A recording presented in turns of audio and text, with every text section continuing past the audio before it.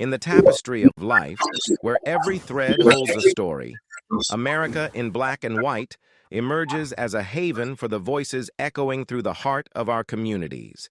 In this podcast, we wade through the rivers of our collective experiences, celebrating the vibrant hues of change brought forth by the whispers of hope and the roars of action. It's more than just a conversation. It's a journey into the heart of our society, illuminated by the light of those daring to dream and do. Join us, and let your voice be the melody that guides us toward a dawn where every color finds its place in the masterpiece of our shared destiny. Together, let's paint a future brimming with the positives that dwell in our minds and the actions that shape our world.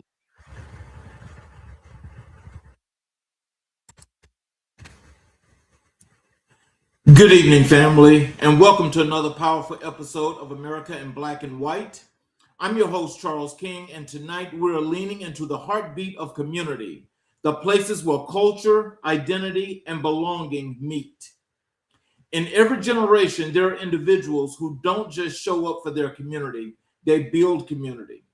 They create spaces where people feel seen, valued, and celebrated.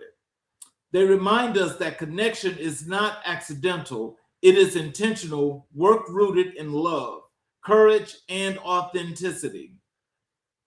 Tonight's guest embodies that spirit. He is a dynamic advocate, a cultural connector, and a voice for inclusive engagement across the state of Pennsylvania and beyond. Whether he's uplifting LGBTQIA plus communities, shaping Black Pride programming, supporting workplace culture initiatives, or amplifying the artistry and legacy of the ballroom scene, he brings a people-first approach that transforms every room he enters. And at the center of his journey are three giants of Black history: August Wilson, James Baldwin, and Elin Harris, storytellers who taught us that identity is not a burden, but a birthright, and that our narratives deserve to be told with honesty and dignity. Tonight, we welcome a man who lives that truth every day. Family, help me honor and celebrate Terrance McGeorge. Hey, everybody. Hello, sir. How are you? I'm really good. I was just posting this on my Facebook so people could watch it. How you doing today? I am doing just excellent.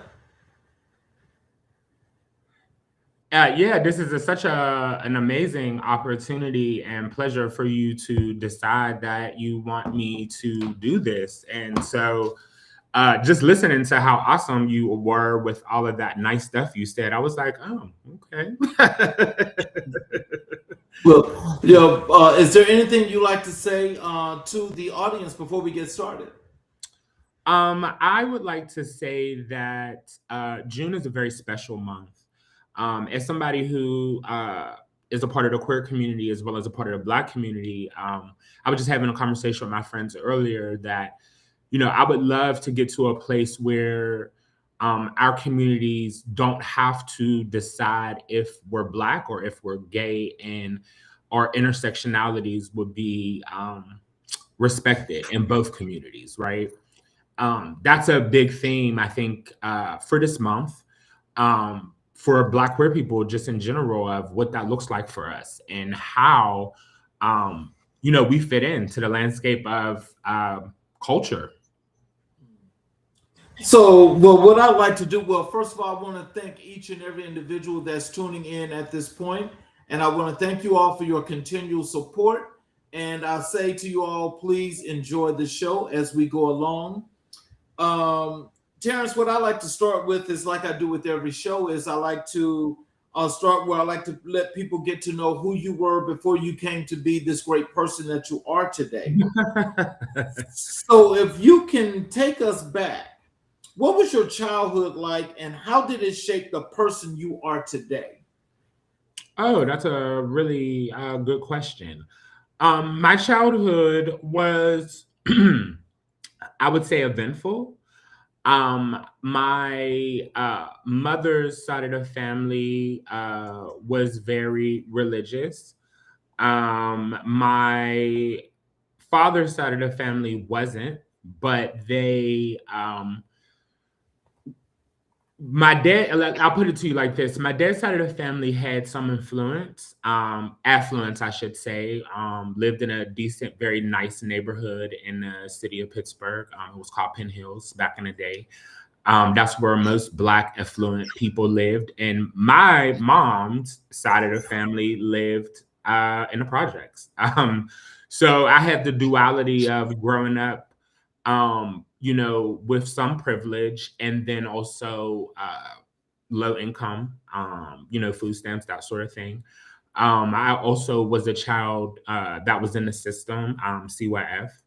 And growing up, my mother had some mental health issues. And so I'm not a stranger to going to, what are those mental institutions? I'm visiting her there, different things like that. I think what shaped me as the person that I am today is knowing that there's not always a place for you, and sometimes you have to build that. And so I learned at a very early age that I was very outspoken.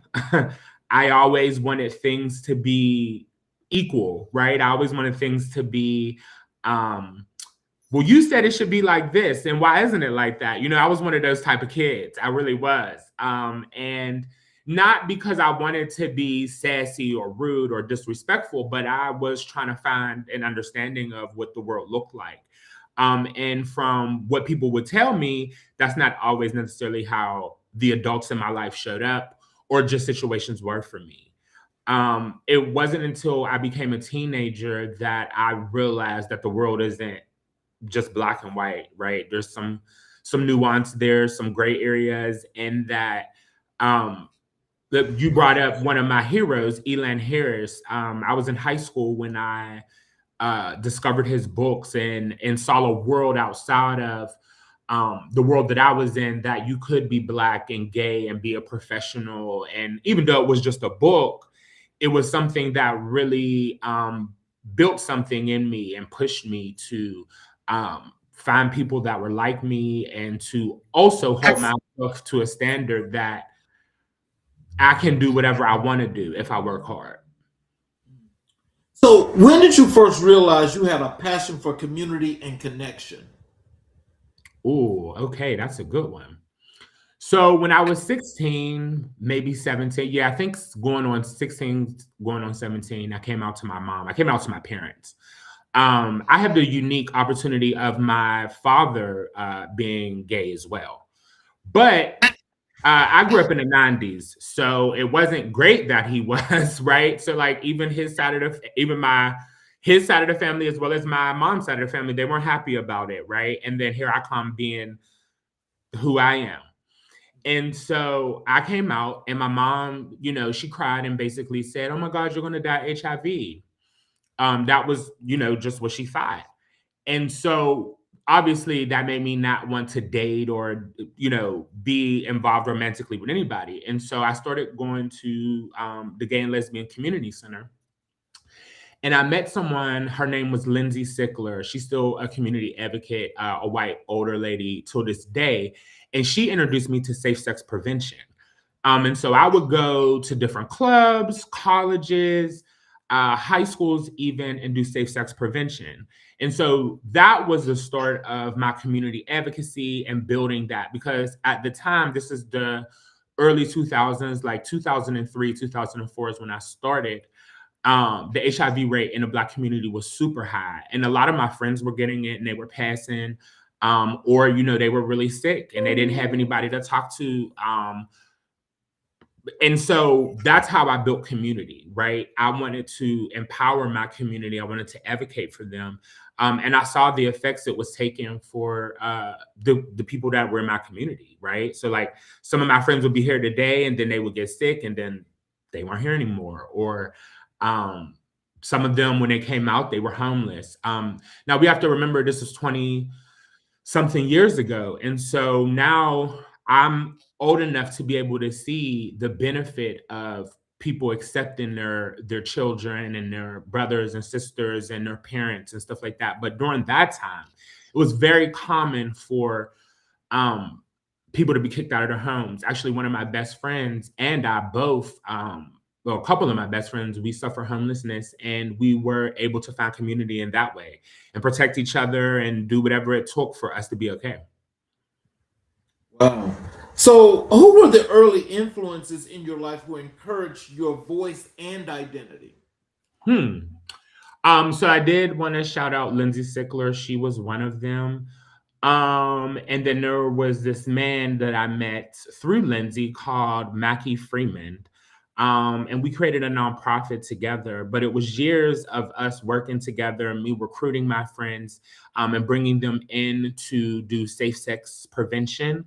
And after a few years, we were actually able to create an intervention. It took years, but we made it work. Probably about 10 years we worked hand in hand. And also just me being a loudmouth, being annoying.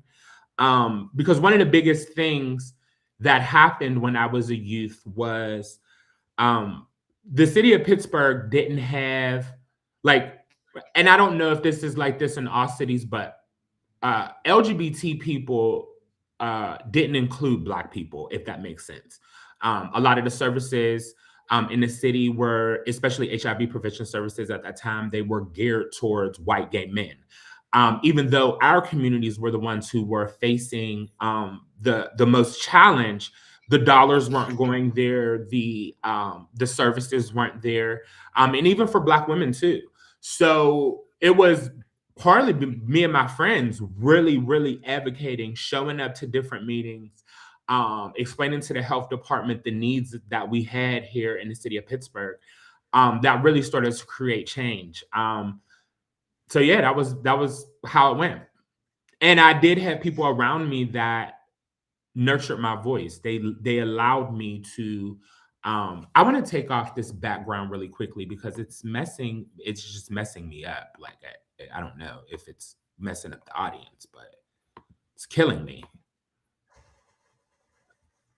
Sorry about this. None. Okay, back. Okay. Let's see how that looks now. Perfect. Okay. Okay, perfect. Oh my God, yes, so much better. So, what experience taught you the importance of authenticity? Ooh, that's such a good one. There's so many of them. One of the biggest things for me about authenticity is I had someone come to me. I was probably 18, 19 years old. And they were younger. They were about 14 or 15. And they said, I know you. And I looked at them and said, how do you know me? Right? Because it was this, I was at the GLCC, and that was a place that I really used to frequent a lot. Every Friday night, I would go with my friends. And then this youth came up to me and said that I know you. And I said, oh, you do? And at the time, I was a part of a performing arts group. I love the arts. I've written several plays and done certain things in the arts and have been doing it for years. But at that time, I was still new to it or whatever. And they said, oh, I saw you perform at my high school, which was a high school called Kappa. It was a performing arts school that we have here in the city of Pittsburgh downtown. And they said, I saw your performance, and I just thought, I wrote a poem just about my life and what it looked like at that time, right? Like I really wanted to be in a relationship. I hadn't really dated that much anyway. So that was the crux of the poem. And he came to me and said, hey, I thought your poem was really cool. And really, well, he didn't say cool. He said really dope. I'll never forget. And I laughed. I said, well, why did he say that? He said, I found myself in your words. Like that's exactly how I feel too. I feel alienated. I feel by myself. I feel like nobody understands me. And I told him, be yourself at all times. And it made me think about the fact that like, when you are truly authentic in yourself, especially with the arts, it connects with people right away because they can feel themselves in that, right? Everybody has felt like they have been in positions or places where they didn't belong, or they didn't fit in, or they did whatever. And it doesn't matter if it's coming from a queer person or a straight person, a bisexual person, a trans person. We all have been othered and experienced that. And so that right there for me was like, okay, keep going, be yourself. So, how did your personal journey intersect with your professional calling? Ooh, you got some good questions, Mr. King. So I would say that, so to be fair, I didn't realize that my safe sex prevention work and my advocacy would actually be a job. I didn't think that there was like a career or money that would come out of that. They would give you little stipends and stuff like that. And then what ended up happening and I talked about this before, I had been doing this group called Young Adult Roundtables for about 10 years. And I was bringing my friends all the time to these meetings, and we were meeting all the time. Every like 2 or 3 months, we would go away for a week in Harrisburg, talk to the health department, talk about drug use, alcohol use, sexual stuff, like sexual behaviors. We would just talk about what's like actually happening. We talked about people getting pumped. At the time, some of my friends were getting silicone injections into their bodies because they were trans. And so all of these different things like basically came together. And there was a $10 million grant from the CDC that wanted to do interventions for marginalized communities. And I think that was in 2010, 2011. And we wrote one. We talked about it, me and Mackie Freeman and some other people from the Pittsburgh, I forget what it's called, Pittman study. The Pittman study was around since 1983. It was actually one of the earliest organizations in the country that dealt with HIV and AIDS and men who have sex with men and all of that. And so they found this grant, and they came to me and said, Terry, what do you think we could do to get this money? We think you would be best to talk about what's happening in your communities right now. You're still young, you're still a part of it. And at the time I was like 26, 27. So I was pretty young, but in my mind, I had been doing this for so long, I was kind of old, if that made sense. Well, no, I'm in my head. Now I wish I could go back to those days because, whatever. But so what ended up happening is we got the grant, and only 10 there were thousands of people who applied, and it was a CDC federal grant for the whole country. And so we were one of the 10 people who got funded. And that's kind of sort of how my career took off, because at that time, before we had gotten that money, I was working in mental health. I was working in different pockets of health and public health, but not in the HIV realm. That was more so something that I volunteered to do. And then when we got that grant, I was able to start my career doing that. Wow. So what challenges did you face growing up, and how did you overcome them? Whew. Okay, so many. A couple of things. One of the challenges is like I always said, I've always been a loudmouth. Always been very abrasive to people. Not abrasive, I shouldn't say, but more so just I'm a straight shooter. I tell you how I feel about what it is, the situation, whatever it is. And I don't care how you feel about it, especially if that's how I see it. And so a lot of challenges for me growing up I was just always very too honest, right? Like I was the person that always like brought stuff that made me uncomfortable and probably everybody else in the room uncomfortable. I always brought it to the forefront. So that was a challenge for me. And how I overcame that is I never did. I'm still dealing with it now. I mean, I just have to be honest. But other challenges were being light-skinned, right? So my father is darker skinned and my mom's brown skinned. And so growing up, my mom dated a lot of Caucasian men. My mom is an equal opportunist. She'll date anybody in that sense. Like that's just how she was. And so growing up in the projects and where I was from, that was a big thing. Like some of her boyfriends were white and people be like, oh, that's your real dad, or the mailman was your dad. Because again, I'm super light compared to most of my family. So that was always a big struggle. And also, and I don't want to make a broad statement, but this is just my experience, is that I feel like when you are lighter skinned, you have to fight a little more. You have to prove yourself, right? That you're not soft and that you're not scared. And I'm not, and never have been. And so, you know, for me growing up, I was always fighting, always in that kind of sort of thing, just because I wanted to fight for my respect and prove that I wasn't afraid. The other challenge was obviously coming out and being gay. That was a hard theme in my life because my dad was also homosexual. And so I saw how the family talked about him, and I felt very weird about it. And I internalized a lot of homophobia. And it wasn't, I always knew I wasn't wrong for how I felt, but that still didn't change the way people treated you or how people saw you, right? And so it took me years to be able to be comfortable in my own skin. But how I overcame that was I just kept going.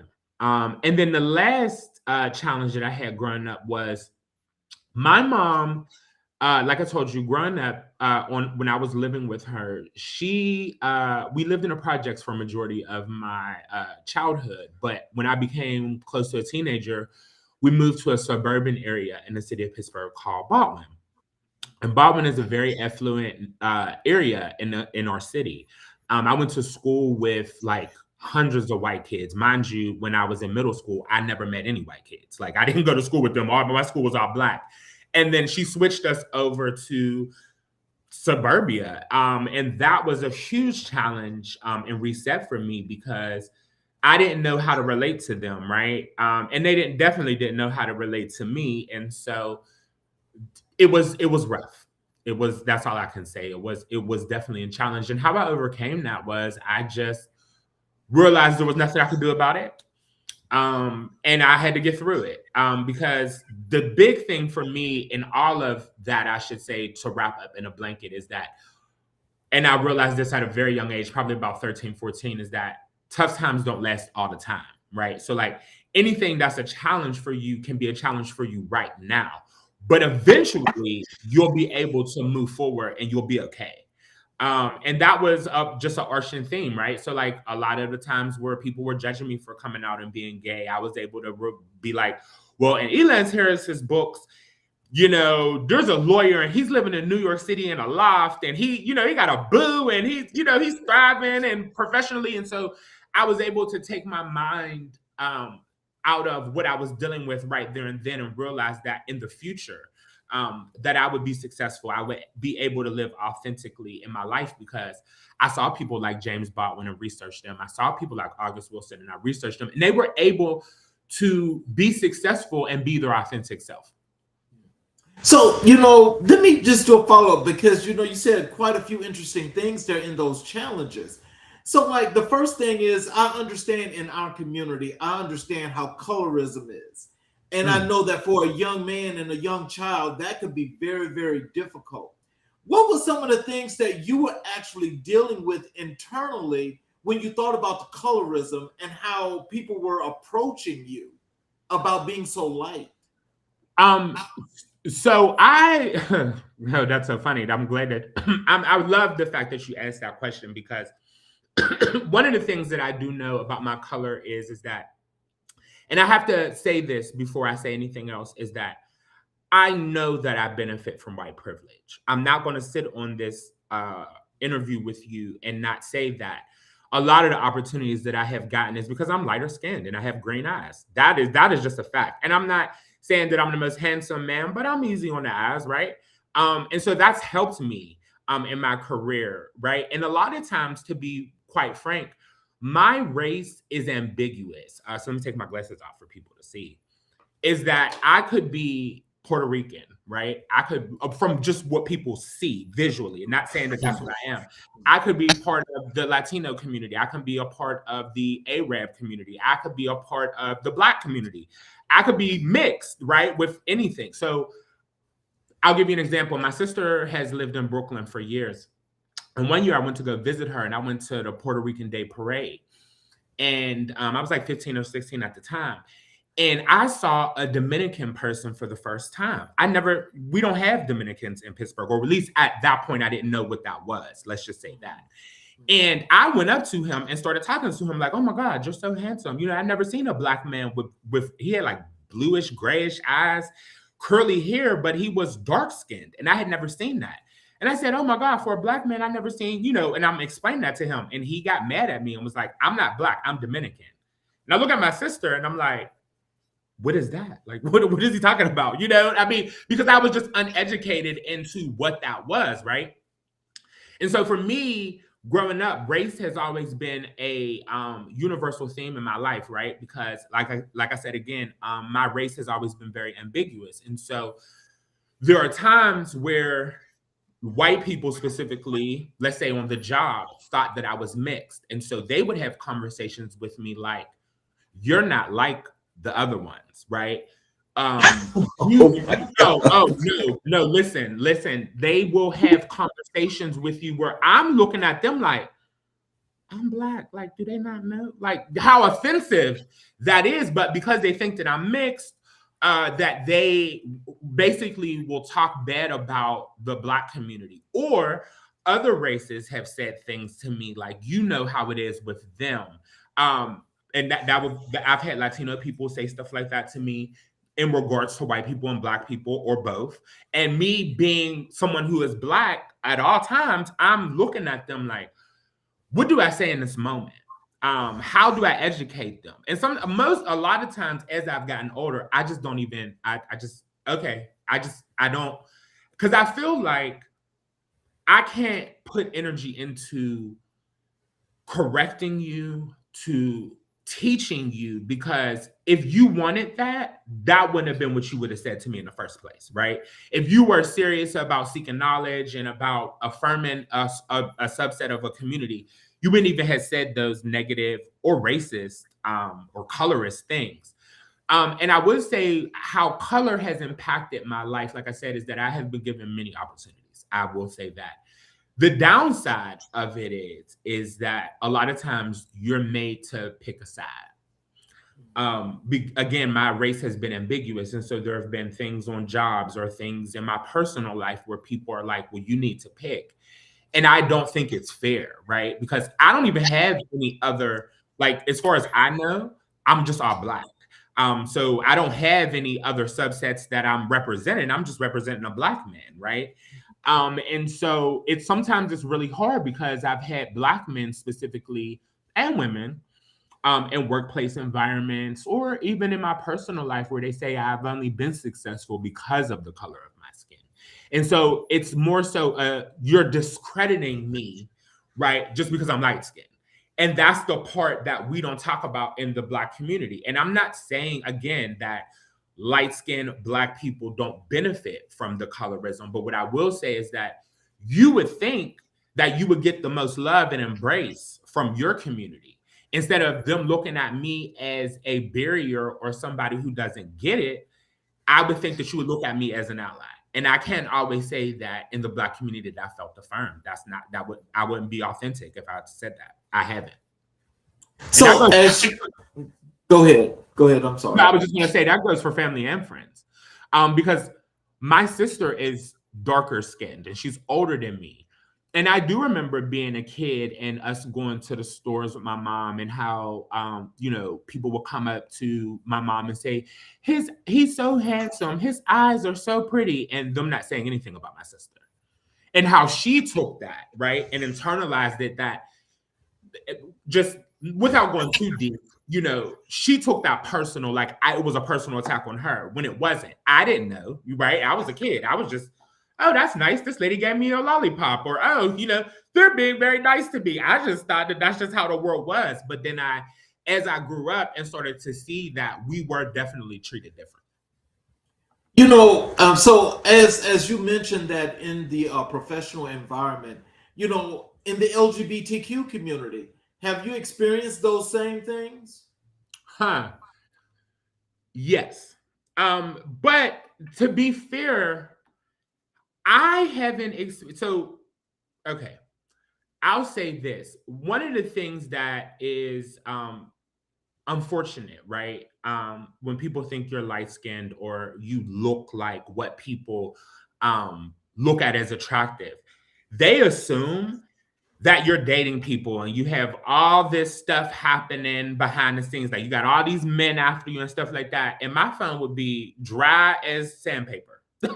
Like nobody would be trying to talk to me because everybody thought I was with somebody, or I thought I was too good, and so a lot of that happened to me, especially in my younger years, where I didn't really get a lot of attention, right? I didn't, because I was too light for the white boys. And I wasn't masculine enough, I guess, or attractive enough for the black ones. And so they did leave me in a space where I just had to figure it out. In the gay community, I will say this: I have been given more opportunities as well because of the color of my skin. I mean, I think, unfortunately, that a light-skinned black man makes white people less uncomfortable. They'll allow you in the room. If do you get to stay is a different story, right? So that goes into, like I said, about being confrontational and about stating my opinion. A lot of times I find myself having to call a lot of white men out about their racism, right? About how they're treating us as a whole in the community. And what happens is that you become a problem. And like I said, in the LGBT community, it wasn't until I became probably in my late 20s that I even felt attractive. Or when I started to really get attention, right? So like grew my beard out, just changed a little bit, did some tweaks here and there, right? And then I started to get more attention. But the other part is that a lot of people would say, I thought you were so stuck up. I thought you were this. I thought you were that. And it was only because of my color that they would have these assumptions. And I had to ask them, like, well, now that you know me, what do you think? And they'd be like, oh, you're one of the most down to earth people I ever met in my life. I'm like, yeah. So if that applies to me, imagine how many other people you judged before you had the opportunity to get to know them. Because a lot of us we have our own insecurities, whether you're white, black, whatever. You're going to have those feelings of maybe you're not good enough. Maybe it's this, maybe it's that. And so I think for me, it was just exploring the fact that I had to figure out who I was. And that's the other part. I think confidence is one of the most universal, sexiest, awesome things because it brings people to you. And that's when I started to be a lot more confident in myself, when I was able to just embrace me, for me, is when I started to see a lot more attention from myself, and more opportunities for sure. Ooh, well, we're gonna have to talk about that after the show because I think that's a very important topic because you're still at the end of the 20th century and you're experiencing some things that was really, really horrific in that particular situation back in the 19th century. And so that in itself leaves a lot of investigative work. So we'll have to talk about that after the show if you don't mind. Not at all. So what does home mean to you right now? Ooh. Home to me means safety. Just safety. I have been through a lot. I have to be 100% honest and transparent. Growing up, like I said, we didn't have much. There were times where I was homeless. There were times where, like I remember one time the sheriff woke me up, like to kick me out. My mom was at home. It was just me. I was like 10. And I sat outside, because they were kicking me out. So it's those type of experiences where my house wasn't always the most stable. And so as an adult, I look for stability and safety. So if I feel safe, that's home for me. Let's move over and talk a little bit about you as CEO and leadership in Project Silk. Okay. For those who may not know, tell us, what is Project Silk and what inspired its mission? So Project Silk, unfortunately, I think this year after budget restraints is no longer around, but I talked about this earlier in the conversation. It came out of young adult roundtables with the University of Pittsburgh, and we talked about safe sex and different things like that. And one of the things that we did is we were able to write that grant, right? And we got that 10 million for the city of Pittsburgh. And what the goal for Project Silk was, we created a ballroom intervention. And so one of the biggest things that happened to me when I was a youth is I found ballroom, which is where Black LGBT people come and perform and compete in a competition. Well, Project Silk was very unique because we had a lot of LGBT Black people here who were competing in balls, but the safe sex education wasn't happening, right? We weren't getting that piece. And as I said before, a lot of the agencies here in the city were geared towards white gay men. They did not really do much for us. Now, don't get me wrong, there were some that tried, but it wasn't Black facing.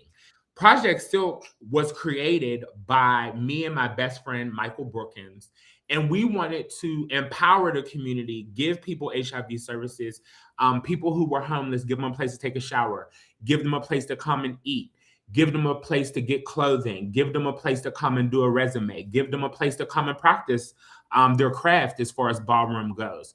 And so when we did that, it just changed the game. And we immediately had a full house every single day. We immediately were able to get so many people in to care for HIV. At the time also with Project Silk, we were instrumental in helping PrEP.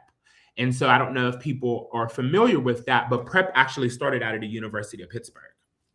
And one of the things that we did was bring people to be a part of the clinical trials. I actually was a part of the first part of that. Like I was one of the people in the trial, which helped me, I think, not get HIV. Thank God for that.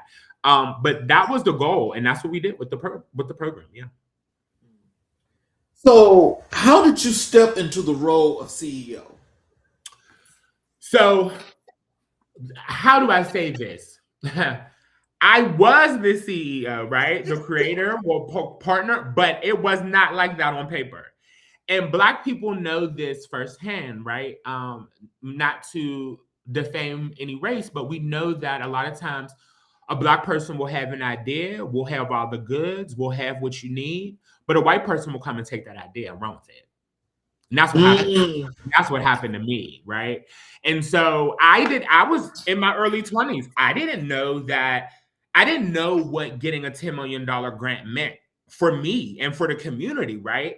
I didn't know that I should have been a lot further in my career than what I was. I didn't realize that I should have been on a lot of that paperwork and because we were in medical journals, still are. And I wasn't always on the forefront of that paperwork, even though the idea was truly mine and my friends. And that's something that we have to talk about, right? Is the ownership, right? A lot of times you will have this amazing idea. And for me, I was able to take from the community in the sense of I could just bring my friends to come to do some trials. I could bring my friends to come to a meeting, and they would just do it because I asked them to, right? But those were the same people that were funding the whole project. And so if it wasn't for me, if it wasn't for my friends, there would be no project. And so treated well, no. Did we get the respect that we deserved? Absolutely not. But that's okay. Because the goal for me wasn't about the prestige. It wasn't about the recognition. It was truly about making sure my friends stayed here because some of them were gone. And at the time I was so young, I didn't know how to help them. I had picked up stuff along the way. You have to remember, this is the early 2000s. And so, a lot of my friends were homeless. They slept on me and my dad's couch. Like, we truly had, how do I say this, like a group home at my house. Like, my dad allowed a lot of kids who didn't have much to come and eat, and he didn't have it to give, to take showers, to have a safe place to stay. Not all the time. Sometimes he was like, they got to find somewhere to go. But majority of the time, he was a big support for the community, for sure. And so that's kind of also where I came from with that as far as community goes. I want to ask you this question because this is probably going to sound a whole lot more serious than what the question really is, because I want to really get some understanding here, because again, you shed some light on some things that have happened and are still happening. And when you mentioned the ideas and how people steal your ideas. Now, it happens to me still all the time. But from a historical context, that's always happened to people in the Black community. Now, there are a lot of people that are in the LGBTQ community that feel like situations like yours, where, you were pretty fortunate to get that grant, they're not allowed to get that grant because it's Black. You're in a Black space. So they don't get that grant. So with that being said, did you not feel any uncomfortability with that? Did you not have any idea that there was going to be something to kind of like slowly but surely move you out? Did you think about that? No. Because we were, this is what I mean. I was already in the position of being a social worker in the Black community. So my mind, I didn't see it that way. I just saw that they were providing help. Right. The problem that came in also, right? And this is what we do in the Black community as well. And this is something that I want to speak to. Right. We were building a brand that benefited everybody. It wasn't just about me and my friends. Everybody come, right? But there were people that were upset that it was me doing it. Right? Because they didn't like me. Again, who does he think he is? He thinks he's better than everybody, blah, blah, blah. And that's really, I mean, I've had when the project first came out, I'll never forget. We had a ball. There's always disagreements at balls. Sometimes there's fights. Sometimes there's violence. That's a part of the community, whatever. Mm-hmm. They called my boss trying to get me fired, not knowing that I was a part of writing the grant. So I had people in the community that I'm helping trying to sabotage me, trying to get me out of my spot. And it worked in the end. But we'll talk about that at another time. But there was a time where me and my friend Miguel, we would get off of work because we were open till 10, 11 o'clock. Mm-hmm. We would get off of work and there would be people in the community. And I hate to make it seem like I'm this or he's that, but there were people that were just truly jealous. We would get off of work. Sometimes we would have to fight them. Like I'm leaving my job and walking over to the bar because the bar was like a block or two up the street. But we would have to fist fight them. For whatever reason, somebody said that we said something. And this is the thing that always made me sad about that is that I hate violence, but I can't stand a bully. So if I see you bullying a friend of mine or a loved one of mine, I don't care. I'll go to hell and high water for you. And so a lot of times people were just mad that it was us, because one of the biggest things about me that I should have said earlier is that I've always been looked at or viewed as an underdog. People always count Terry out. Like I always get counted out. And what is always the funniest thing is that when they find me doing something on the back end and it's actually successful, they try to sabotage it. They're like, I can't believe he did it again. I can't believe they gave him that opportunity. And what people don't realize is that nobody ever handed me, excuse my language, shit. I have worked very hard for anything I've ever had. Nobody ever gave it to me. Now, again, my decent looks and my light skin may have helped me get into the door, but that don't keep you there. Mm-hmm. And that's what people never remember, right? So like they would hate, they would talk about me, and then I would still thrive. Even to this day, to be completely honest with you, Mr. King, I get that all the time. But the thing about me is that I know that I'm one of God's anointed children. And the reason why I know that I'm one of his children is because doors continue to anytime I feel as though like I can't do it anymore or I'm struggling, another door opens up for me to do something else. Even this interview just opened up out of nowhere, which I'm so grateful for you to do this with me. But truly, I never chase an opportunity. Opportunities, God puts them in my path. And so when you're walking, and this is just how I look at life, when you're walking in your purpose and you're walking with God and you're putting him first, that's all you need to do. Everything else takes care of itself. So, what community needs did Project Silk address most directly? Ooh, HIV prevention, homelessness, education, job placement, because this was the other part.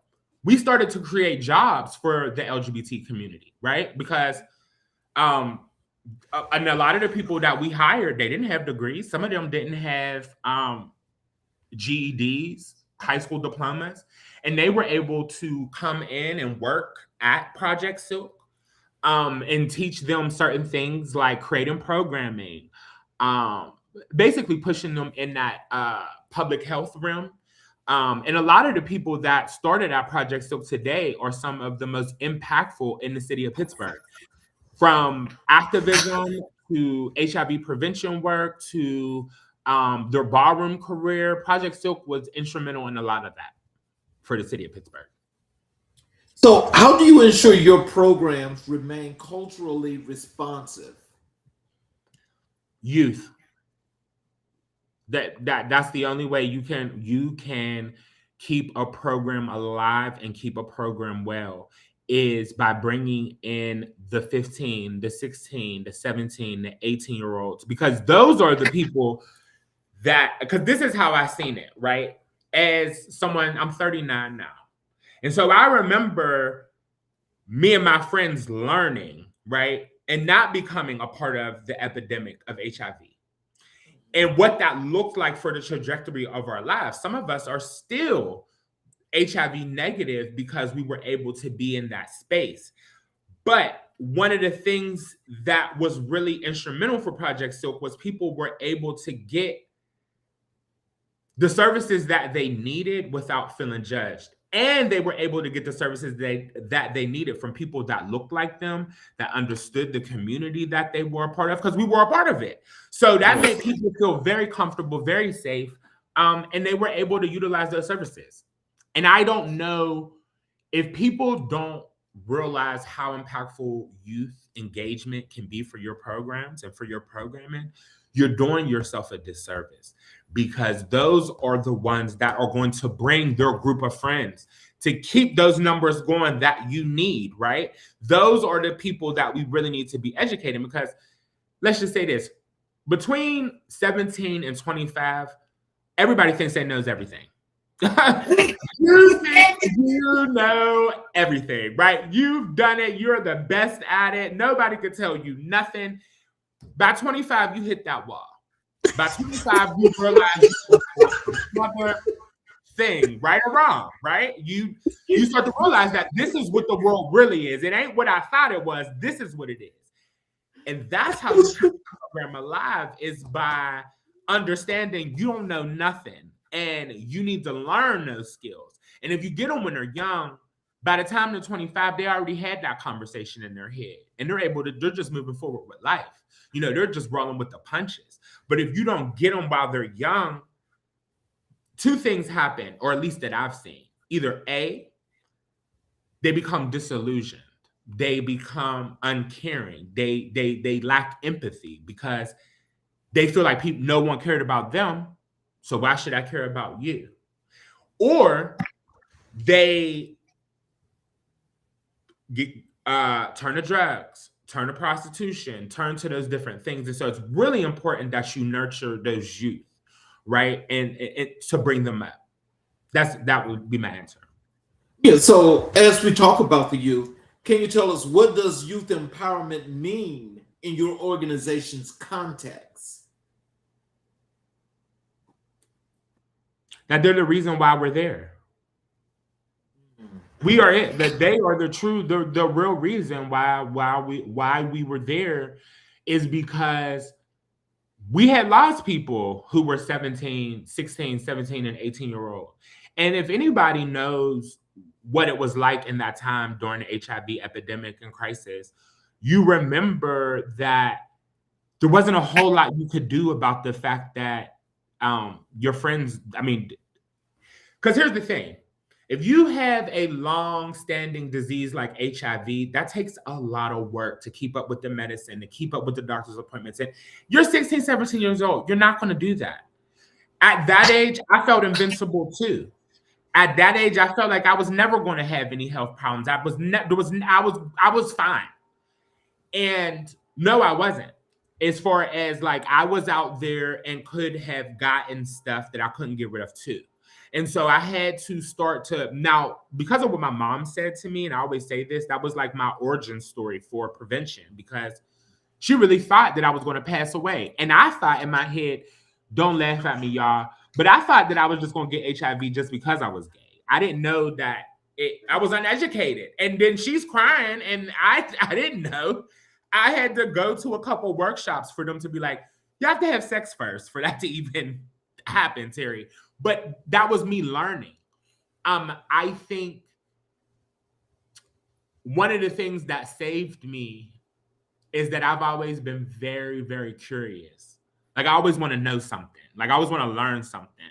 And so if you give me something that I'm interested in, I research.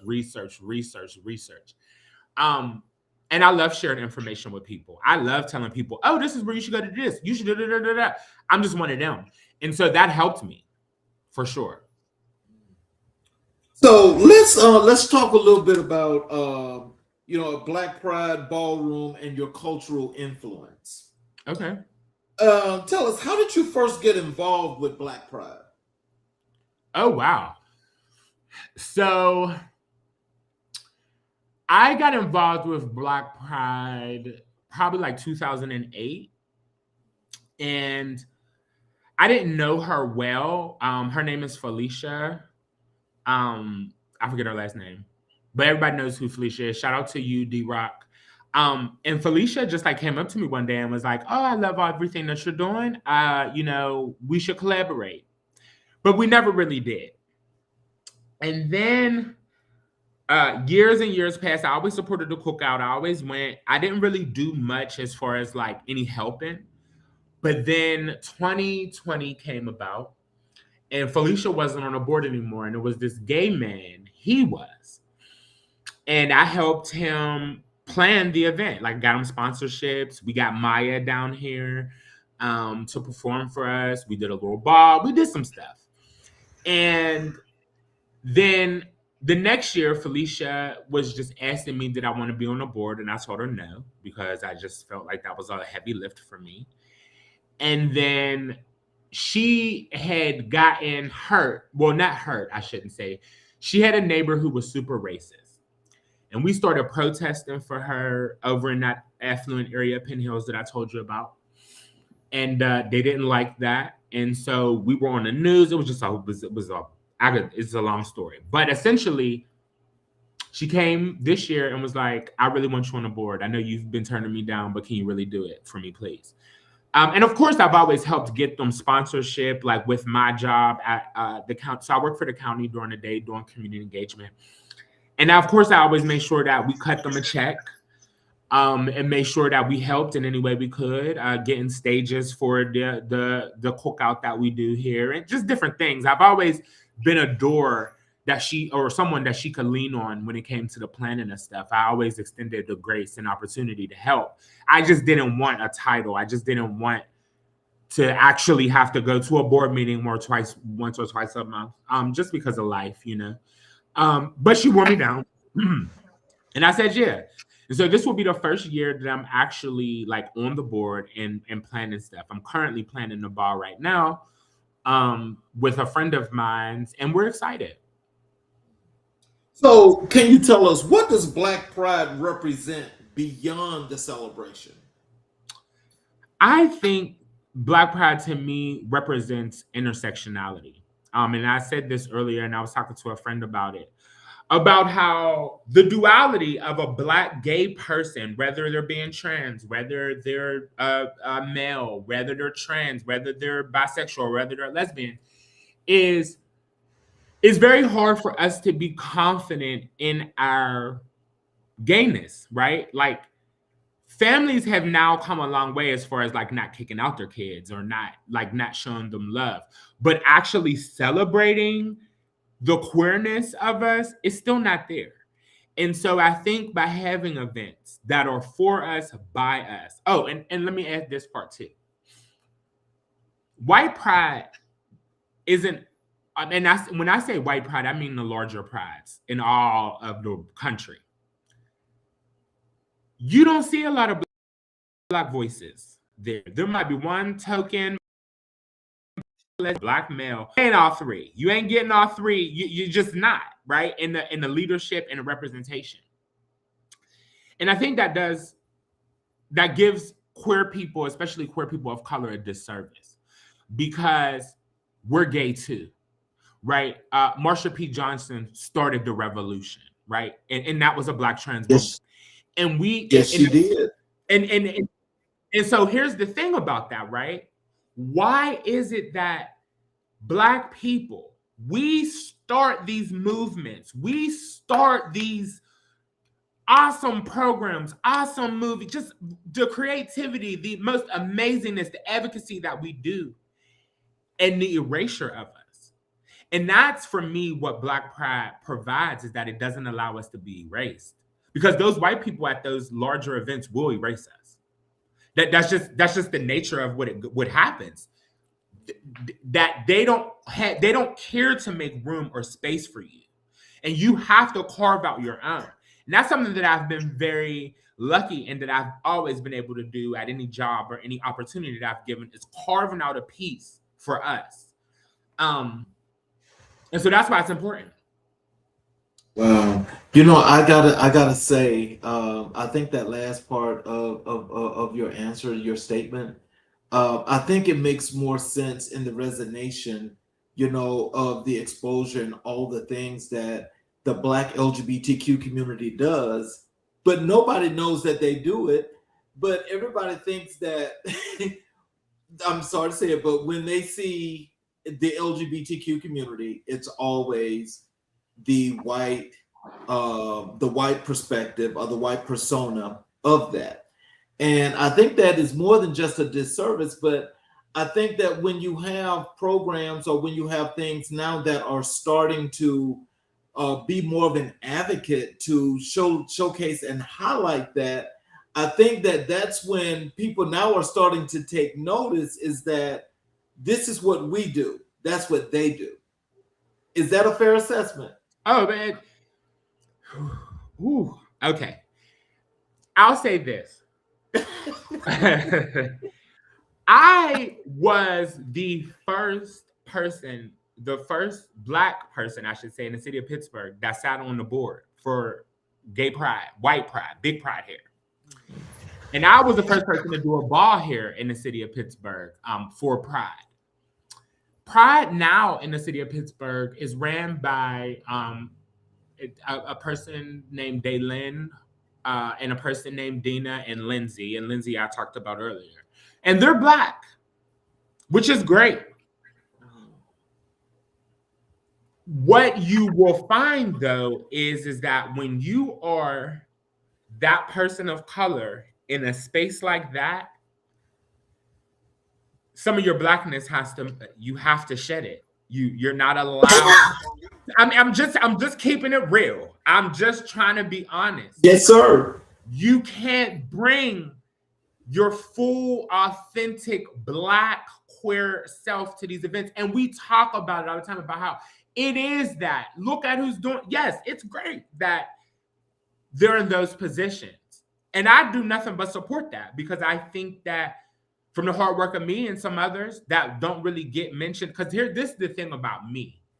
Nobody ever puts me in those type of conversations of being a pioneer or being somebody who did it first, even though everybody knows that I did. And after a few drinks, I will remind you. But most of the time, but I'm just keeping it real. But most of the time, one of the things that I find so disheartening about just our community, Black and queer, is the erasure of us. You know, I grew up, there's a man in the city called Derek Tynes, and he's a Black queer pastor. And I've known him since I was like 18. And anything that I do, I always reach out to him just because I value him. I value his experience, his life experience. I value what he brings to the table. But I can say that this new generation, they definitely don't value me. They don't give me the same respect that I give him. And that's because they feel as though they don't have to. Because again, as I told you, 18 to 25, you know everything. You've done it all. You are the best at everything. And nobody who's older can tell you a thing. You say until they hit that wall, right? Until that wall. I mean, and that's life. You know, that's not a queer, that's not a gay, that's not a straight thing. That is a life thing. And I think it's important. And I think for us, though, especially Black queer people, we hit that wall and we hit it harder than anybody because we got 2 strikes, right? Life is not going to be kind to you with those attachments to your name and into your life. You really, truly have to carve your own path. And sometimes that doesn't matter. Sometimes life is just one of life, right? Not too long ago, I met a boy who's 22. His first boyfriend gave him HIV. Could he have been on PrEP? Maybe, if he was hanging out with the right people or if he had the knowledge.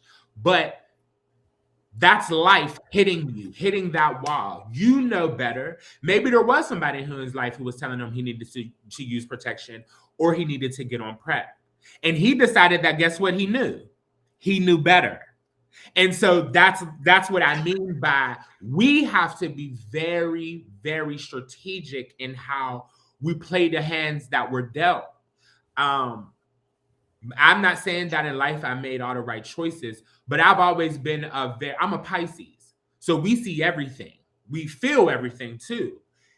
And that's a good way to go through life because you're able to assess everything that's going on around you and decide what feels the best for you. Some people say that's the emotional way of thinking, but it's kept me safe. And it's kept me successful. So, how has the ballroom community influenced your leadership? The ballroom scene for me, I'll never forget. I was 18, 17, I was 17. And I had one of my first Black gay friends. She passed away. Her name was Elia Johnson. And we met each other at the JLCC and we were super close. Elia would stay the night at my house every single weekend. We would go everywhere together. We would hang out. And she was dating somebody that said, hey, come to this event. It's Black and gay. So I'm like, oh, okay. So I'm getting cute. Got my little braids done at the time. I had long hair, So I'm like, okay. We get there and I see these people doing all this awesome stuff that I've never seen before in my life. So I was hooked from there. And then I started to actually meet the people, right? So like the people who, like the older people, the people who were in charge. And I have to be fair and honest about that. Is that I didn't like them. And a lot of them didn't like me. And the reason is because I didn't need a place to stay. I didn't need your money. My dad, by that point, was looking out for me and my friends. So I had a strong support system at home. A lot of other people didn't, which meant they could be taken advantage of, which means you could get them to do things for you that I looking at you like, absolutely not. I'm not doing that. Like, are you kidding me? No. And so I was able to, like I said, I've always been a person who would advocate for myself and my friends. And so ballroom kind of put me in the vein of, I need to protect the people who are younger than me so they don't get taken advantage of. And one of the things that I had saw in that community is that a lot of youth were being taken advantage of. A lot of youth were getting HIV, maybe due to things of their own. But at the same time, they weren't being protected. A lot of youth were getting introduced to prostitution. A lot of youth were getting introduced to drugs. And for me, I wasn't, don't get me wrong, I've lived a life. Let's just say that I'm 39 years old. But I didn't feel like, even if that was your story, that you should be teaching that to other people. And so I was very much an advocate. It built my leadership up because I was always talking about that's not right. That's not what you need to be doing. You need to be doing this and da da da. And so I didn't know that I was a leader until people started treating me like, oh, here he comes again on his soapbox, and he's. I mean, that's literally how people started.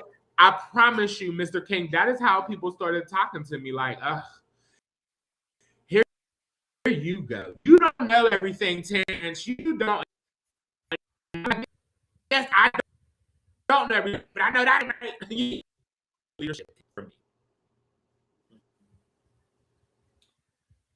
So, what do people often misunderstand about the ballroom culture? That it's a place. One big one is that it's going to be like it is on Pose. The 80s are gone, baby. Ballroom is not about you being homeless and you coming to stay with somebody. Now, there is pockets of that, and there are times where the older people in the house or the parents or the leadership in the house, they guide their kids to apply for an apartment, go get jobs, that sort of thing. That does happen. But ballroom is really, truly, nowadays, a business. It is, we want you in our house because you can win us a trophy or you can win some money. Not because we like you and you're this great person. Now, that might be for some, but for most, it's about what you could do for the house versus what the house can do for you. The other misconception is that you're going to be embraced. That's not how that goes. You have to put forth effort. You have to show people what your talents are for people to take you serious. So how do you honor the legacy of ballroom pioneers in your work? Oh, great question. Any house that I'm a part of, I'm currently a 007. I don't have a house affiliation. But any house that I'm a part of, I reach out to the older ones. I listen to their stories. I found out what they were good at, what they used to win. I think for me, it's about opening up that door from the past and bringing it to the present. Because one of the things that I've done in the city of Pittsburgh is always trying to bridge the gap of the two generations, right? My generation is 2005, 2006. But even right now, I'm working with a generation, people who are like of the now generation, right? That just started walking or just a part of it. And so I always try to bring the old and the new. And I shouldn't say old. I should always, the more seasoned with the newer generation, because I will say this. Older people always think they know what younger people need to do or whatever that goes, right? Nobody wants to be preached to. Nobody wants to be told what to do, right? But the younger generation also a lot of times are reckless. They live their life like nothing's going to ever happen to them. And so it's about that duality of understanding that nobody wants to hear about how it was in 1987 and know that, hey, those people in 1987 are the reason why you're able to do what you're able to do now. So it's making sure that you just honor both. What role does art play in the community healing? Okay, that's a great question. So I did a play called Black Portrait 2024. And one of the biggest reasons why I did the play is because, and please don't cancel me, audience, when I say this, but at the time that I did the play, I felt as though no one was talking about the Black man, the Black queer man, the Black trans man, just the Black straight man. Like nobody was talking about, especially, but for me, the onus came from being a Black queer man and not seeing me. Every conversation was about Black and trans. And I am here for my sisters and my brothers. I want us all to get what we deserve. But you can't erase me. Like it can't be, we have to support this one and not support this one. And some of the advocates that I've come across said, well, if we support Black trans women, we're supporting everybody because they're the most vulnerable and the most impacted. And so if you help them, you're helping everybody. But what they don't realize is that that's not how that goes. That's kind of like the Reagan administration when they said with the trickle down theory, it's going to trickle down. No, it don't trickle down. You have to leave space and room for everybody to get their shine. And so when I created the play, it was about telling stories of Black men. And so we had Derek Tynes, who I said before, he was a pastor. And one of the stories that he did is he talked about, so how the play went was create a poem or a letter or talking to your old self or talking to the audience. And then it was the play piece was showing something that happened in your life that was impactful. And so mine was doing a play about being Black and queer and not feeling loved. But the other part was my story of sexual abuse that happened when I was a youth. And the story basically goes, I had blocked off when I was a youth that I was assaulted by a family member that lived with me and my family at the time. And I blocked it out. And I was working in a mental health job at the time, and I was working with a client. She was a constant observation, which means you can't take your eyes off of them because they're a suicide watch. And she just started talking to me. She said, "You have very kind eyes." And I said, "Oh, well, thank you." And then she just goes into her life story about how her mom sold her to a pimp when she was 7, and she had been doing sex work from 7 until she became an adult. And when she started talking about her experiences with some of the work she was doing, I started to flash back into the stuff that happened to me. I literally have blocked it out. That's a real thing when people say you block stuff out and you don't remember until somebody can really reignite that memory. So when she was talking, all these memories started fleshing in. Now, the cousin who had did it, this was Thanksgiving Eve. I invited my cousin, the one who did that stuff to me, to my dinner. My Thanksgiving dinner with my partner and my mom and her husband. And I told my mom, when I got on break, I called my mom and I said, "Hey, I don't think Tonette should come, blah, blah, blah." And then I just started, it was like word vomit. It just all started coming out. She did this happened, da, da, da, da, da. So my mom said, "I don't believe you. And why are you making this up?" And da, da, da, da, da, which broke my heart because why would I make it? Like, what am I getting out of making it up? I'm in my 20s. Like, girl, what? I'm grown now. They ain't like she going to jail. So anyway, my mom didn't believe me, but she came to. She said she called my cousin and she wasn't coming. But when she came to my house, my stepdad brought it up at the dinner table. Well, were you touched or weren't you? Did she play with you or didn't she? Or da da da. And I looked at my mom like, I didn't have this conversation with him. I had it with you. How the fuck does he know my business? Right? So like, I was very upset about the fact that like my trauma was just being spread. And then of course the whole family knew. I started getting phone calls. It was just the whole thing. And everybody just kept calling me a liar.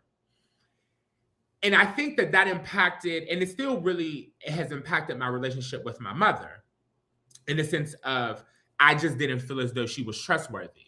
I say all that to say is that for me, that art was able to heal me. That me being able to speak that to an audience and talk to people about how when you're your most vulnerable and you come to somebody and they don't believe some of the worst things that happen to you, or they blame you for it, what that can do to you mentally, right? It didn't break me. It just stalled me, if you would say, right? Because 10 years later, I was able to write the play. And my part was super impactful. My mom actually was there. I did break down. She did apologize in front of the audience and say she was sorry. We had about 75, 80 people there. So that was nice. Do I think that she did it just because people could see it? Yeah. Do I feel as though, my cousin eventually ended up admitting that I wasn't lying. She, of course, she denied it at first, but she came around and said, he's not lying. Which made her even then come back and have to say, I'm sorry again. And at that point, it was just like, well, you should have believed me when I told you. Like, I don't want to hear that. And, you know, people say it's your mom, it's your family, whatever. But at the same time, you know, I was a kid. You didn't protect me, and you protected that person. And so I say all that to say is that for me, the art that I put out, it really healed me. And there were also people in the play that one of the people, they talked about being trans and coming out to their family as trans and how hard that was. Like I said, the gay pastor, Derek, he talked about him being revoked from being a part of a church. And they had it in the Post-Gazette, like, which is a big paper here. We had another person who talked about being in a relationship and having domestic violence and being abused by their partner. And so that art in itself, I felt healed the community for people who came to see it. And it changed the game. The people are still asking me to do it again. I don't know. It was a lot. But I did enjoy it, and I do think it was impactful, and maybe I will bring it back. So how do you balance celebration with education and cultural events? Everything that I do has a cultural lens. I'm always thinking about, I'll give you an example. This weekend, I outreached and did for Juneteenth, right? There were still gay pride flags on the table too. Because I can't separate the fact that I'm Black and gay. I'm both. So I'm going to bring that with me wherever I go. You have to bring you wherever you go. And I can't stress that to people enough, because you are the person you could be the person that's opening up the door for people to be their authentic selves because they see you doing it. And so how I do things is I always put that in my mind. Will I be comfortable at this event? Would this be an event for Terry? Will Terry feel comfortable here? And if I feel like that, then I know everybody else will too. What is one ballroom moment you'll never forget? Oh, okay.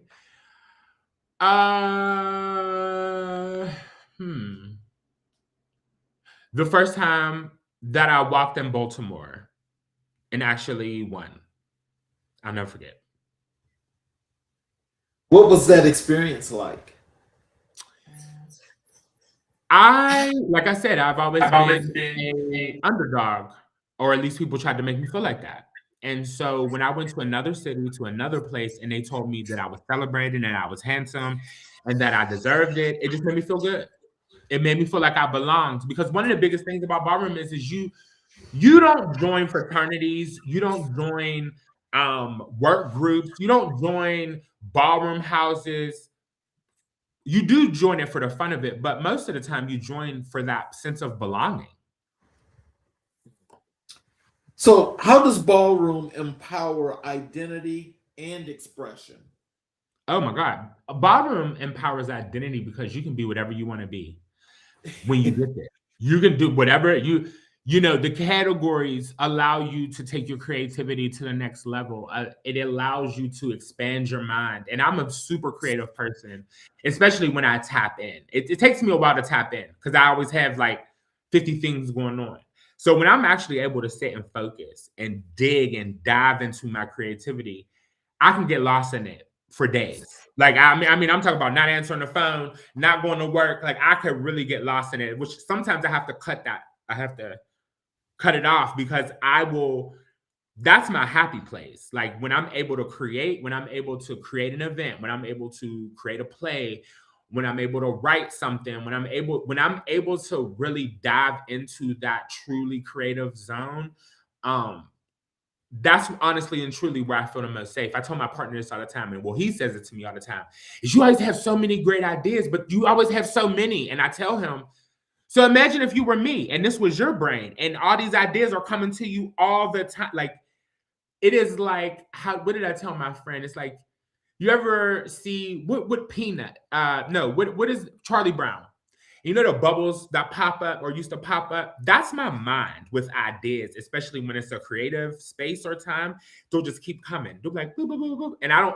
And it's hard to like grab onto one. And it's a thing. It's very unique of me. I have these huge, big poster boards that I have probably like 20 to 30 like really good ideas on them. And I'll just add. And then sometimes something will, I know that my idea or my creativity needs to come out if the idea keeps coming back up. If it keeps coming to me, then I have to get it out on paper. I have to do something with it, because I also feel like, and creative people understand this, that's the divine. That's God telling you you need to do something with it. There's something there. You need to get that expression out. And so I listen to it now. When I was younger, I didn't. So what does the future of Black Pride look like to you? That we won't need it. That's interesting. Expound. I would like for the world to understand that all gay people are not white gay men. That truly, like, and when we're able to tap into the fact that they are not the only experience, that they are not the only people with a little coin, that they are not the only people that like to have a good time, and they're not the only people that deserve to be celebrated and put in spaces and positions to create and to perform and to have access to what they have, then we won't need it. I don't know if we'll ever get to that space in my lifetime, but that's what I would hope, was that an 18-year-old gay boy like Terry could just walk into the room and for these white people to accept his ideas as being just as good as their 40-something-year-old ideas. Well, I want you to remember this. Our 44th president happened in our lifetime, right? And it wasn't just one term, it was two. So what's to say, and I'm just throwing it out in the atmosphere, what's to say in the next 10 to 15 years that what you're wishing, not wishing, but what you're putting out there cannot come to fruition? Because I can tell you that there's that road is already being paved. I think that it is being paved. I would say, though, that the people right now that they have in those positions, it's performative. It's not authentic. Yeah. And I think that when you are truly, hear me clearly, because I really want people in the audience to take away with this. When you are truly authentic in who you are and what you are, there's no need to say anything else. Everybody else is going to feel it around you. And here's the thing. People of color, we can instantly feel in the room when people are being fake. We don't got to even say it. It's a feeling that you get.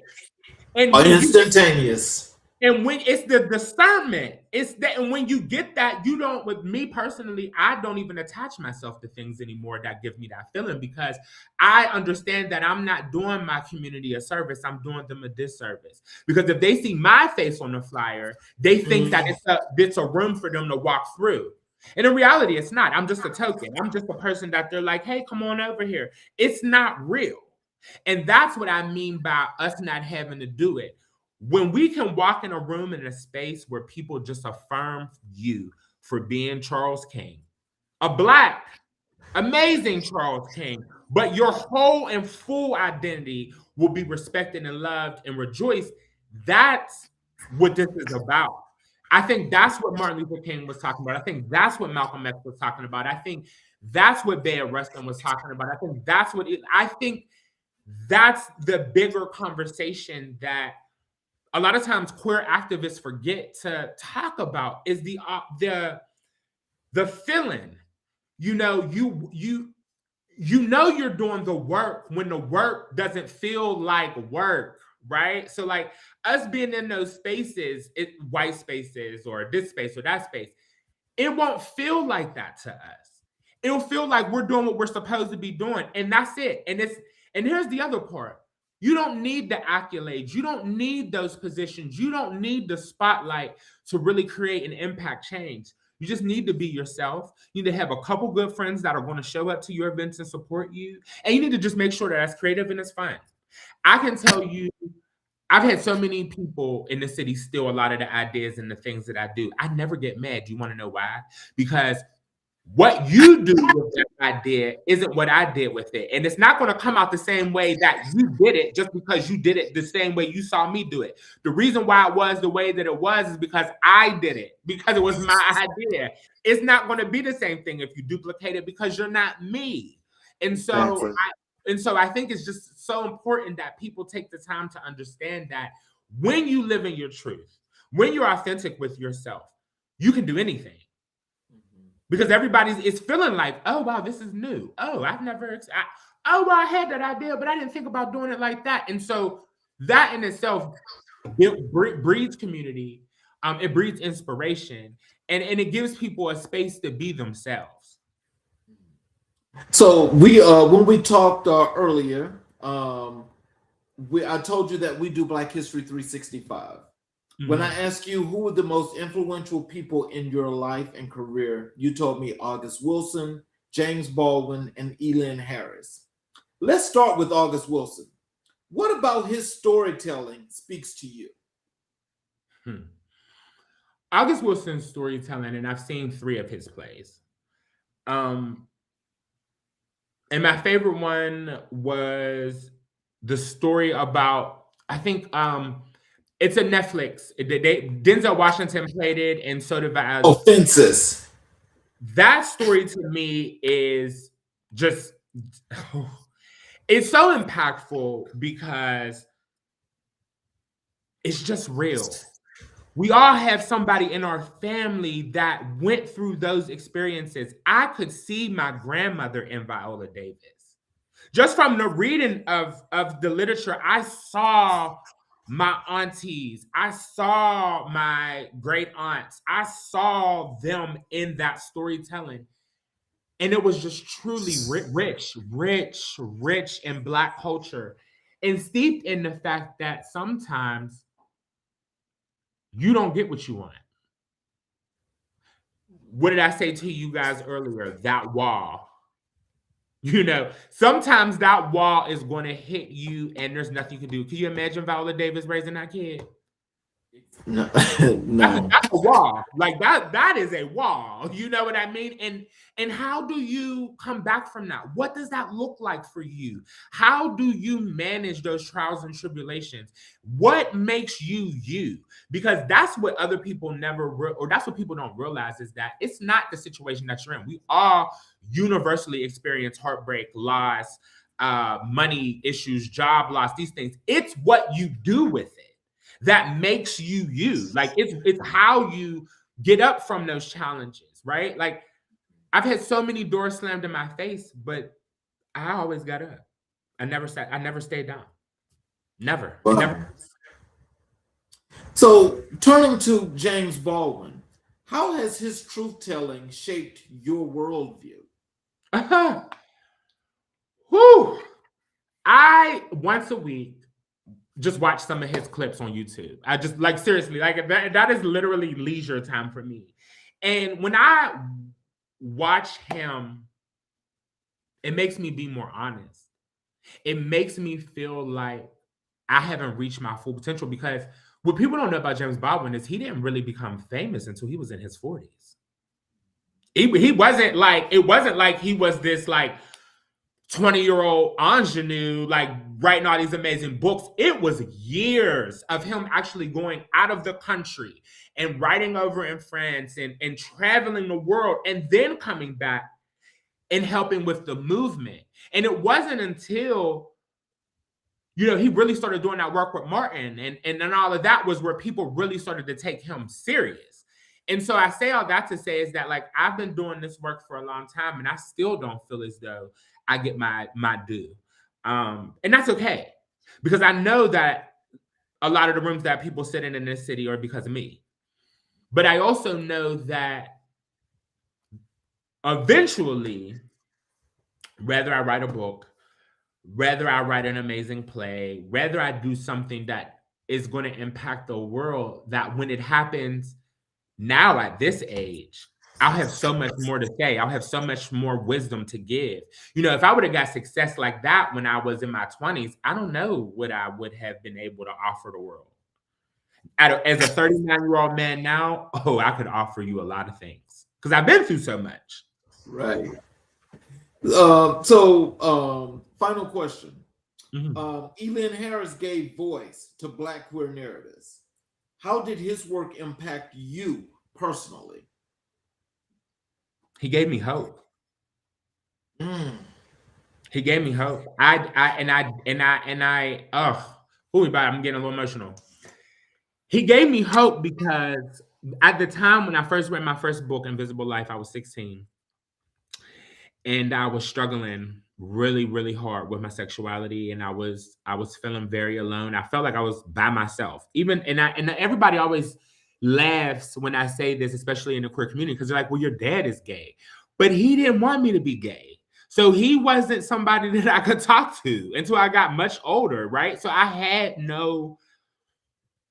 And then also just to reiterate back to my dad, I hadn't seen him in relationships. He kept that from me, right? Because it was a different time. So I didn't see two gay Black men living this, thriving this awesome life and, doing these things. I didn't see that. I saw my dad when I seen him and he gave me a couple dollars and he went on his merry way. And, that was life. But when I read Elin Harris, it changed my life. I don't know how honest I want to be. No, you know what? Screw it. I'm gonna be really, truly honest and authentic here. We talked about this a lot, so let me do it now. I was suicidal.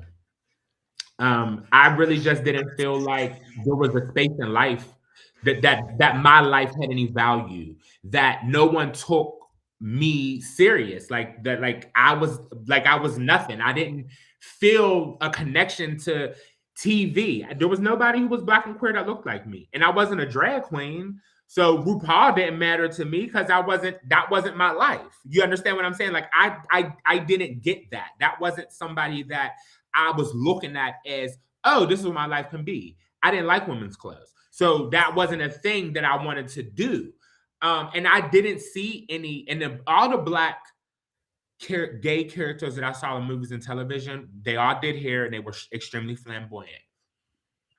I won't say that I'm not flamboyant, but I'm not that flamboyant. I'm just a gay man. And so there's a difference. Again, I didn't see myself in any archetype in media. I didn't see myself in anybody around me. It was me. I was by myself. And I thought that was how my life was going to be. And that was very scary and it was very lonely. And when I went to the GLC library and I read that book, I bought it. I gave it back to them. I read it in a day and a half, maybe. Didn't go to school. No, I'm serious. I skipped school. I sat in my room and I read that book. And then I went to Barnes and Nobles and I ordered it. And then the Barnes and Nobles lady said, "Oh, he has all these different books," and I bought them all right there and then. Well, yeah, Invisible Life was hard to put down because you had to keep reading that once you started reading it. Because those words spoke so deeply to me, my spirit. It told me that I had value, that I could live an authentic life and be happy and have friends and have family and be celebrated. Those pages to me, oh my God, I wish I could find my old one, because the first one I ever bought, the words, I will cry so much in reading it that the words had started to blur. Like the pages were hard. That's how much I read that book. And there were times where I would highlight passages. I would write down stuff. I would say, like, in my head, like, that's not what this character would do. What would this character like? It was so weird. For like a year, it just really got me through my adolescence. And sometimes I'll still just go back and read it. Oh, and B-Boy Blues was another good series for me. Wow. So in closing, what are some words of wisdom and encouragement you'd like to leave for our audience? Tell them how to connect with you via your social media, your websites, all of those good things. Oh, awesome. Words of wisdom that I would like to leave. Be yourself. Own it.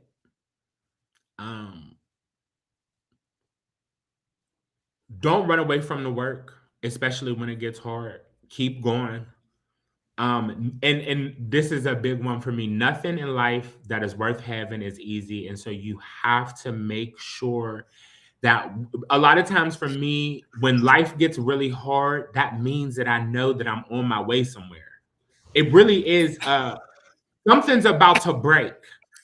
And that's why you have to stay the course. You got to stay the course, because that business, that idea that you kept having, that thing that won't leave your mind, that keeps coming up, and you keep thinking about it, pursue it. The reason why it keeps giving you, the reason why it keeps putting that in your mind, is that's what you're supposed to be doing in life. And Terrance McGeorge on Facebook, Big T128 on Instagram, and reach out. Terrance McGeorge on LinkedIn as well. And if you guys are going through something, or want to collaborate, or want to connect, or just want to talk, please reach out. I'm always an open book. I always will give you my time if I have it to give. That's just what I do. So please don't hesitate to reach out to me. And thank you, Mr. King, for this amazing opportunity to be able to speak. I hope that in this conversation, somebody can take something from this. I really do. So before I close, when I close the show, if you could stick around for a few minutes, I would appreciate it. No problem. For those of you that have stayed with us and watched the show, I want you to know that I appreciate that. And I hope you guys have learned some things from the wisdom and the things that Terrance just talked about that's so important in life, because we just talked about life lessons, and it's a very real thing. And so, sometimes the experience is the experience, but we got to remember there comes that time where we have to learn how to think to move in the right direction and how to make the proper decisions. So for those of you that are watching on all of our channels, including the YouTube channels, if you have not yet subscribed and enabled all notifications, I would ask if you would please subscribe to our channels. Please enable all notifications so that every time we do a show, you will be able to get the notifications that the shows are going live, and you just get the opportunity to watch.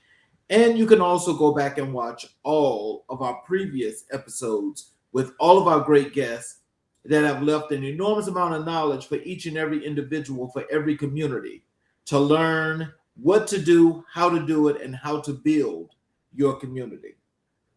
So in closing, I want to say, Terrance, tonight you reminded us that community is not just a place, it is a practice. It is the intentional work of showing up, creating space, and honoring every person's humanity. Your leadership, your advocacy, and your commitment to building inclusive environments reflect the very best of who we are as a people. From Project Silk to Black Pride, from ballroom culture to your everyday engagement with those who need support and affirmation, you're carrying forward a legacy rooted in Baldwin's truth, Wilson's depth, and Harris's courage. Thank you for your voice, your heart, and your unwavering dedication to community. Family, let's continue to build spaces where everyone belongs. This is America in Black and White. I'm Charles King. Good night, and we will see you guys tomorrow night for another great show. You all